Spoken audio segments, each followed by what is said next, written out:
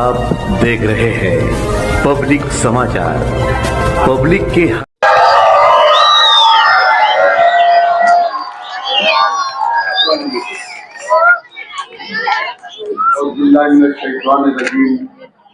बिस्मिल्लाहिर्रहमानिर्रहीम। आज की मीटिंग के सदर जनाब सोहराब आजमी साहब, मजलिस इत्तेहादुल मुस्लिमीन के तमाम उम्मीदवार, मजलिस इत्तेहादुल मुस्लिमीन के जिम्मेदारान, नौजवानों, दोस्तों, बुजुर्गों और जहां तक मेरी आवाज जा रही है, मेरी वतन नशीब आए,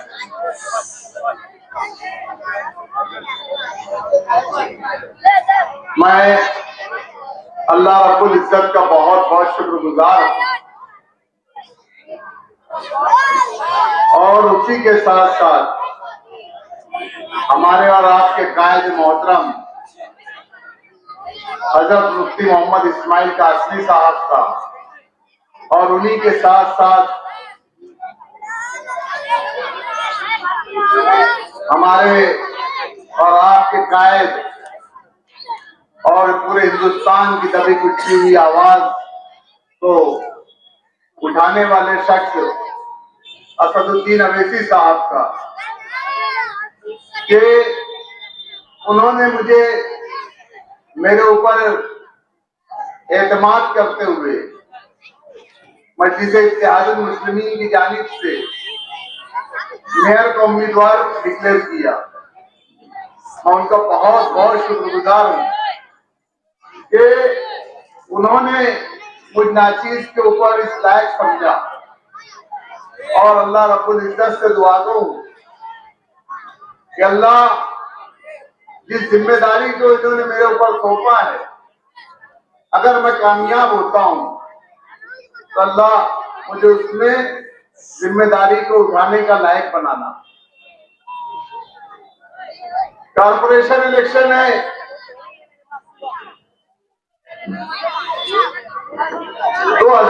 15 जनवरी 2026 को होने जा रहा है। हमारे मुखालिफिन आज से 8-10 रोज पहले पूरे शहर के अंदर एक ही मुद्दा लेकर घूम रहे थे, 162 वोट का, 162 वोट का। जिस दिन से मैंने उस बात का उनको जवाब दिया, खुलासा किया कि आप लोग अगर 162 वोट का बदला लेना चाह रहे हो, मैंने मेरी तकरीर में इस बात को कही कि आप 162 का जो बदला चाहते हो, अवाम को अवाम से, मोमिन को मोमिन को, मुसलमान से मुसलमान को लड़ाना चाहते हो, तो आप बड़ा मेहरबानी ऐसा मत करिए। और इसके बदले में आपने मुझे 3 गोलियां मारी थी। अगर पूरे शहर भर में अब्दुल मालिक की 162 वोट की हैसियत होंगी, आप समझते होंगे कि अब्दुल मालिक 162 वोट का हैसियत रखता है पूरे शहर भर में, तो मैं आपके दिल के सुकून के लिए आपको इजाजत देता हूं कि मेरे भाइयों को आपस में मत लड़ाओ। मुझे 3 की जगह 6 गोलियां मार, लेकिन एक मुसलमान को एक मुसलमान से मत लड़ाया जाए। उसके बाद से उनका वो मुद्दा डब्बा हो गया। वो मुद्दे पे उन्होंने जवाब देना ही नहीं समझा। अब लाए उन्होंने NRC, SRI, SIR, police department से मेरी गुजारिश है, अभी आप वहां आके खड़े हुए तो पटाखे फूटना बंद हुए। ये गाय वगैरह जो भेज रहे हैं और पब्लिक, यानी वो चाह रहे हैं कि ये गाय वगैरह मजमे में घुस जाए और अफरा तफरी फैले, ये एक प्लानिंग के तहत वो भेज रहे हैं। बैठ जाओ बेटा, बैठ जाओ, इससे ज्यादा कुछ नहीं कर सकते, बैठ जाओ। ये इनका ज़र्फ है और हमारा ज़र्फ माफ करना है। ये बेटा बैठ, खामोश हो जाओ।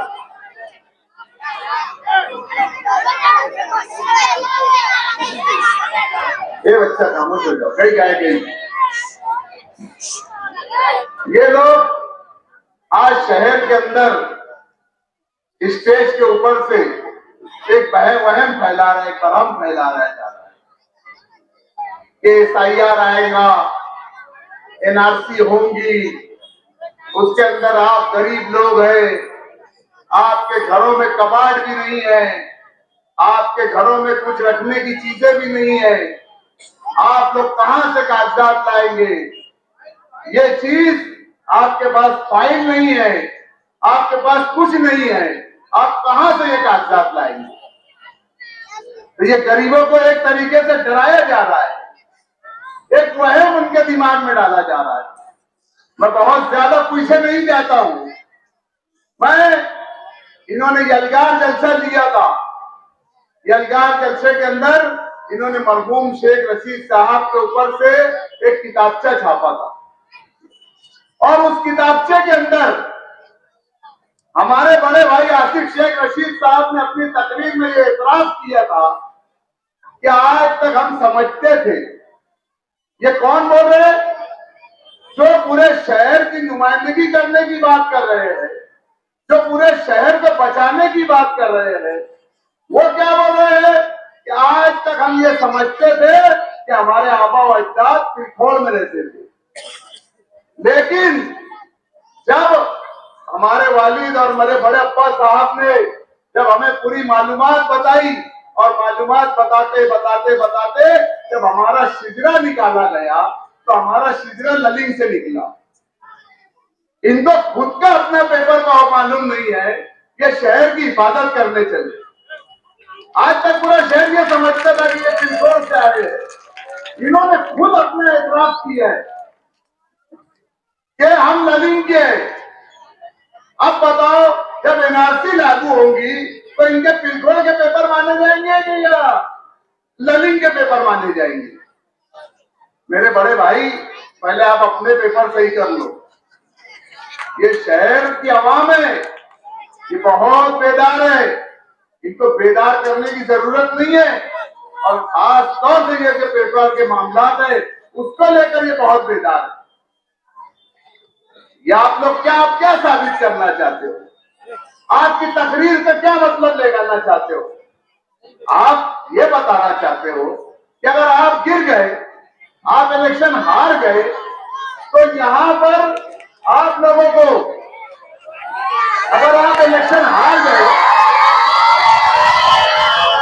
तस्वीर बना चुके हैं, आएंगे स्टेज पे आएंगे।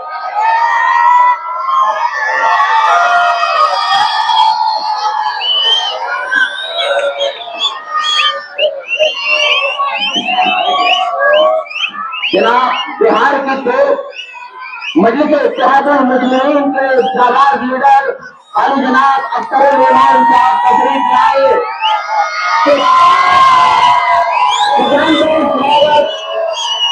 अख्तर रहमान साहब के साथ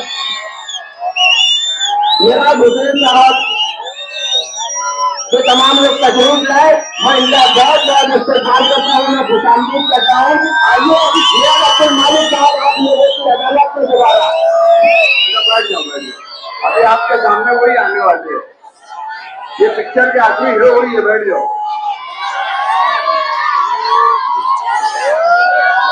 लोगों को NRC से डराया जा रहा है, लोगों को SIR से डराया जा रहा है, लोगों को बेटा खामोश हो जा। NRC और SIR से डराया जा रहा है कि तुम्हारे पास पेपर नहीं रहेंगे तो तुम्हें जेलों में डाल दिया जाएगा। तो ये एक सवाल है कि आप इन एजेंसियों को ये क्या मैसेज देना चाह रहे हो, जो ये सारी चीजें तफ्तीश करती है कि शहर के अंदर हजारों लाखों लोगों के पास पेपर नहीं है। आप एक जिम्मेदार हो, आप MLA रह चुके हो, आप क्या ये बयानात ऊपर गवर्नमेंट में लोन हो रहे हो?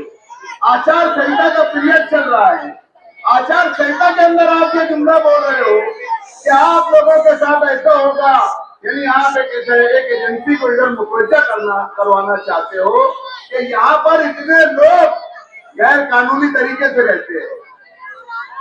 ये आप जो कर रहे हो इस कौम मिल्लत के साथ, ये गलत कर रहे हो। एनआरसी और एसआईआर से घबराना और डरने की जरूरत नहीं है। इसमें सिर्फ 3 पेपर लगने वाले। पहला 2002 की यादी, वो समझ लो उनके पास ही है वो यादी, और किसी के पास नहीं है। कल से तुम मेरे ऑफिस पे आओ, मैं पूरे शहर को 2002 की यादी दे दूंगा, फ्री में दे दूंगा 2002 की यादी। दूसरा आधार कार्ड जो आप लोगों के पास पहले से मौजूद है। तीसरा एलसी या जन्म दाखला, और अगर ये नहीं है तो 2002 से पहले के जो आपके पास रहवासी उस मामला को ये आपको पेपर लगेंगे। लेकिन ऐसा बहुत फैलाया जा रहा है कि एनआरसी एसआईआर आप लोगों को ऐसा हो जाएगा। बस यही एक बचाने वाले है भैया, हमारी कौम को बचाने वाला रब्बुल इज्जत बैठा है। और यहाँ ये एजेंसियों को मैं ये बोलना चाहता हूँ कि यहाँ जो लोग रह रहे हैं, यहाँ से उनका ताल्लुक 100-200 साल पुराना है और उनके सबूत और शवाहिद सब मौजूद है। कोई घबराने और डरने की जरूरत नहीं है। ये सिर्फ आपको डरा कर वोट लेने जा रहे हैं। आज वार्ड नंबर 17 के हमारे साथ जो लोग लगे हैं उनको डराया जा रहा है, उनको कारोबार की धमकी दी जा रही है कि रेड कभी भी हो सकती, पावर हाउस की रेड कभी भी हो जाएगी, पुलिस स्टेशन की रेड कभी भी हो सकती। यानी डायरेक्ट इनडायरेक्ट आप लोगों को धमकी दे रहे हो। ये मुनासिब बात नहीं है। मैंने बेटा खामोश जरा, मैंने सलामताबाद चौक की मीटिंग से कहा था कि असलम अंसारी को बचाने के लिए शेख तव्वाब की बलि चढ़ाई गई है। शेख तव्वाब इसी औरंगाबाद के रहने वाले हैं और यही वो असलम अंसारी है जिनके फोन के ऊपर वो एक भरोसा और एतमाद करके दाखला बना लेते थे। ये पूरी इंक्वायरी असलम अंसारी के ऊपर होने वाली थी, जिसका नाक तव्वाब के ऊपर डाला गया। मैंने उनसे सवाल किया था कि आप बताइए कि आपने तव्वाब को फंसाया कि नहीं फंसाया। 1 दिन गुजर गया, 2 दिन गुजर गया, 3 दिन गुजर गया, 4 दिन, 5वें दिन उन्होंने वहां आकर जलसे में क्या कहा कि शेख तव्वाब को घर पर जब ईडी वाले आए थे तो मैं फला जगह से आकर वहां कुर्सी लगाकर बैठ गया था। बिल्कुल सही बात है, आप फला जगह से आकर वहां बैठ गए थे, ईडी के सामने आप बैठ गए थे। आप वहां शेख तव्वाब की हिमायत में नहीं आए थे। आप अपने लाडले कारपोरेटर के घर न पहुंच जाए, क्योंकि शेख तव्वाब का घर और लाडले कारपोरेटर के घर में सिर्फ 2 गली का फर्क है, सिर्फ 2 गली का फर्क है कि आप अपने तव्वाब की जगह कहीं ये शेख तव्वाब के बजाय असलम अंसारी के पास न ईडी पहुंच जाए, आप उसके लिए वहां आके बैठे थे। आपने देखा पिछले इलेक्शन के अंदर हजरत मौलाना मोहम्मद असलम अंसारी साहब, इनकी हरकत, इनका हुलिया, ये जब तक अगर अपना नाम नहीं बताएंगे तो लोग तो यही समझेंगे कि यार ये कोई आलिम है या हाफिज है या कारी है। इनका हुलिया ये है। इस हुलिये और इस छवि के साथ इन्होंने क्या किया, एक टीचर के वहां स्कूल में पहुंच गए, धमकी दी गई, वो टीचर को जगह पर अटैक आ गया। महवी खानदान का टीचर है वो, उसको जगह पर अटैक आ गया और उसकी रूह जगह पर कब्ज हो गई। इन्होंने इस कदर में दहशत, इनके मामला वहां तक रुके नहीं, इन्होंने यही की मस्जिद के अंदर एक पेश इमाम के ऊपर कुर्ता पकड़ में उसको खींच कर बैठा दिया गया। मैं पूछता हूं, मेरा सवाल है आप लोगों से कि ये जो चीज है ये अगर कोई एक आम आदमी करेगा, बिगड़ दाढ़ी, बिगड़ टोपी, बिगड़ कुर्ता पैजामे का आदमी, तो ये चीज तो कहीं ना कहीं काबिल कबूल माना जाएगा कि एक जाहिल आदमी कर रहा है। मेरे भाई, हजरत मोहम्मद असलम अंसारी, हजरत मौलाना मोहम्मद असलम अंसारी साहब, आपको अल्लाह ने ये हुलिया दिया है और आप इस हुलिया के साथ मस्जिद में उस इमाम की बेइज्जती करते हो, मौलाना असद नकवी का कुर्ता पकड़कर खींच लेते हो, उनको बैठा दिया जाता है। ये हरकत आपके लिए शोभा नहीं देती। आज इलेक्शन है तो मौलाना असलम अंसारी साहब इधर उधर के इलाकों में जाकर अजबियत की बात कर रहे हैं, अजबियत फैलाई जा रही है। वो वे पूरा पैनल देख लो, पूरे पैनल के अंदर मैं एक अकेला हूं, बाकी सब कौन है आप लोग देख लो। और एक वोट मांगे जा रही है, एक वोट मांग रहे हैं वो, और एक वोट मांगकर अपने पैनल को धोखा दे रहे हो। ये इनकी पुरानी आदत है, क्योंकि इससे पहले का अगर आप रिजल्ट उठाकर देखोगे तो उस रिजल्ट के अंदर इनके और दूसरे उम्मीदवारों के मुकाबिल 2 से 2,500 वोटों का फर्क है। पूरा पैनल 500-600 वोटों से गिरा और इनकी सीट 2,500-3,000 वोटों से चुनकर आई। तो इनकी एक वोट मांगने की कि ये इलेक्शन में मेरे को दे दो, अगले इलेक्शन में तुमको किसको भी देना है उसको दे दो, ये जहां है वहां ईमानदार नहीं है।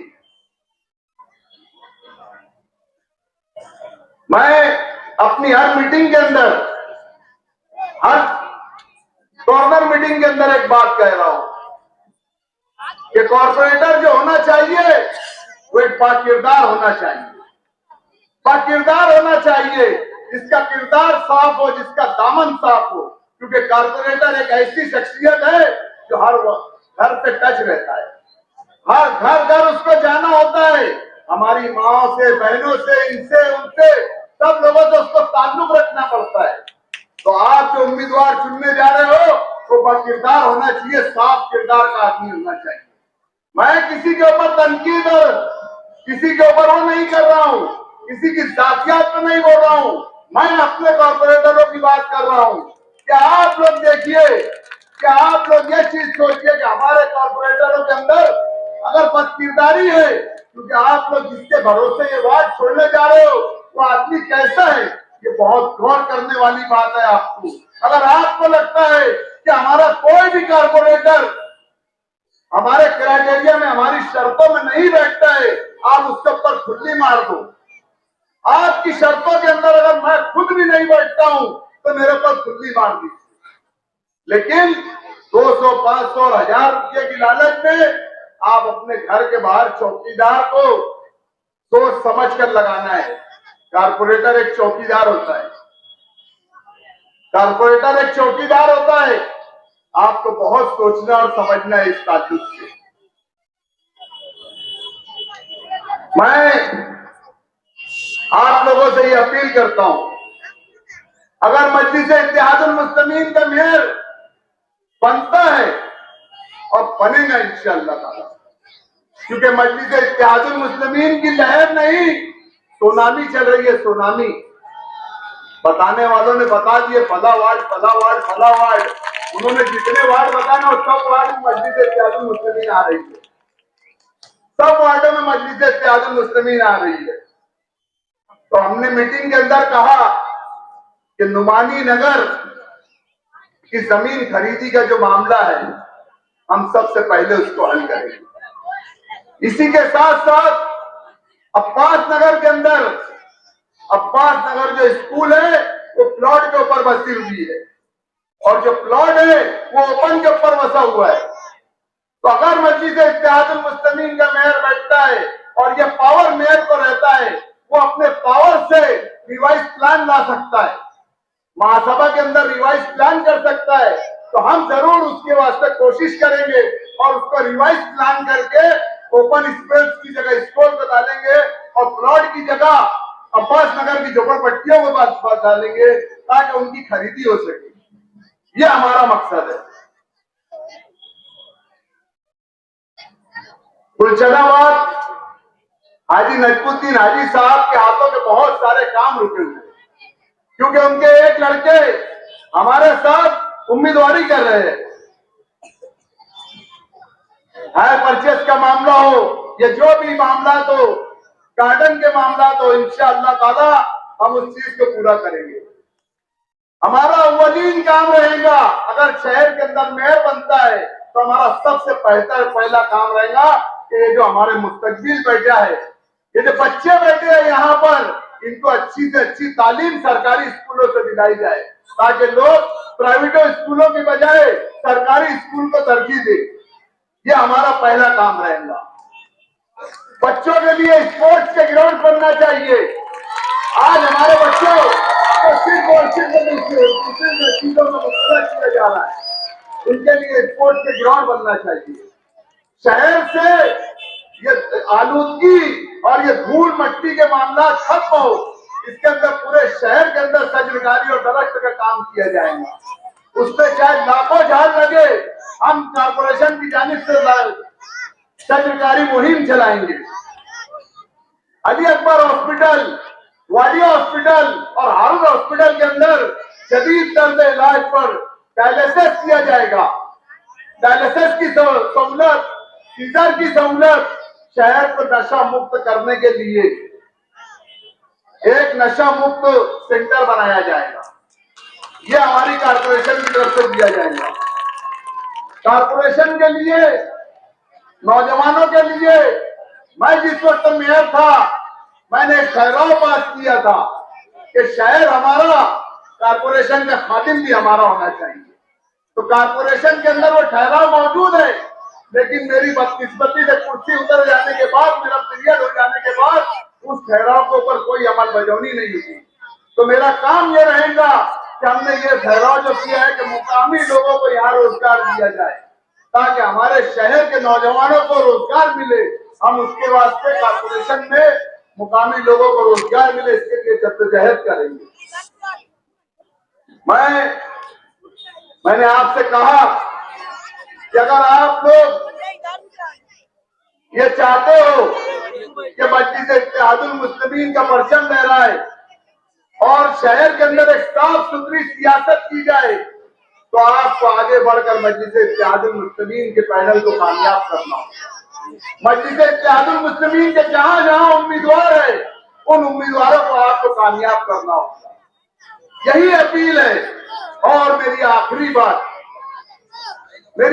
बात आप यहां से गार्ड भांग कर उतरिए। ये जिस वक्त 15 तारीख के रोज आप लोग जब वोट देने के लिए जाएंगे, तो सबसे पहले सुबह सवेरे फजर की नमाज पढ़ना है। फजर की नमाज पढ़ने के बाद आपको दुआ करनी है कि अल्लाह हमारे शहर के लिए और हमारे वार्ड के लिए खैर के मामला और खैर का फैसला फरमा। वोट देने के लिए जब आप मशीन के पास जाएंगे, ये दुआ करते जाना चाहिए और बिस्मिल्लाहिर्रहमानिर्रहीम बोलकर एक सेकंड के लिए अपनी आंखों को बंद कीजिए और अल्लाह की तरफ रुजू होइए कि अल्लाह मेरे शहर के लिए खैर का फैसला फरमा, मेरे शहर के लिए खैर का फैसला फरमा, मेरी मिल्लत के लिए खैर का फैसला फरमा। मेरा वोट जो जा रहा है वो खैर के फैसले के साथ जाना चाहिए। और आपको खोलिए, मेरा यकीन है इंशाअल्लाह अज़ीम आपके सामने अल्लाह तबारक तआला जो खैर का फैसला करेगा, बिस्मिल्लाहिर्रहमानिर्रहीम करके उसको वोट दे देना। यही अपील आपसे। 15 तारीख को अगर आपने ये अमल कर लिया तो इंशाअल्लाह ताला 16 तारीख की सब जो है शब महराज की है। शब महराज है 16 तारीख को, और अल्लाह रब्बुल इज्जत शब महराज के एक दिन पहले किए हुए अमल को और शब महराज जिस दिन रहेगी, अल्लाह आपका वो फैसला कबूल करेगा और आपके ऊपर ऐसा ही हाकिम मुसल्लत करेगा जैसा आपका इतना ईमान है। यही मेरी आपसे दर्दमंदाना अपील है, यही गुजारिश, यही मेरी बात लेके मैं आया था। मैं अपनी बात की, अगर आप लोग मेरी बातों की तारीफ और हिमायत करते हो तो मेरी आवाज में आवाज मिला के मेरे साथ नारा लगा दीजिए कि तेरा मेरा रिश्ता